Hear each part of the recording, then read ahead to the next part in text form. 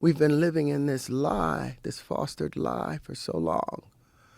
Because and what's the solution to that? the solution is learning how to multiply volumetrically, how the universe multiplies.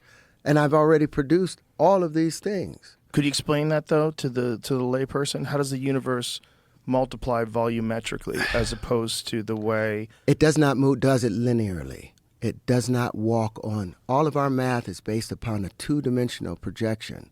What they do in calculus, they will reduce the action of all things. They'll keep trying to reduce it down to one moment because they believe Newton's first law that everything moves in a straight line, or everything is still until acted upon. And so how, in a practical sense, does this affect mathematics?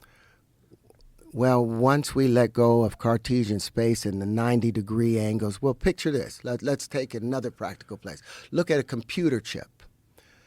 It has all of these 90-degree turns on it, typically, where they run the electricity. Can you imagine running at 186,624 miles a second in one direction, and you hit a wall, and you've got to stop, bounce off of that wall, and then you pick up your speed and you bounce off the next wall, and you bounce off the next and next and the next and the next.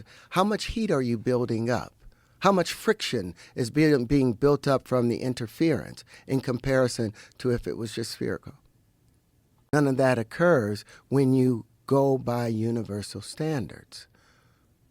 That's all they have to do is follow what the universe does. We have the contractive side, patented, ready and available. We have the expanded side, patented, worked out already, ready and available, and we've got the Constitution between the two of them. But how does that affect, in a practical use, if you're using math on a calculator? What is wrong with what the calculator is saying? The calculator right now is still saying that we're on a linear path, and it's just multiplying things in a compartmentalized space. So by reductionist viewpoint, by breaking things down to simple numbers. There are no straight lines. Like if you look at this, even in a box. If you looked at this, you'll say, oh, that's a square right there, right in the middle. Sure. You'll see that square happening right there. But if you look at it from the side, from its real perspective, you see that it's not. The straight lines are an illusion. Again, we are being fooled by our senses because there is no motion in a straight line. So all these homes that they're building, and they keep wondering, why do they keep blowing over? Why don't you make the homes look like a mushroom? Follow the curvature of nature, and you won't have to worry about rebuilding them in hurricane zones or in tornado zones. It'll go right over it.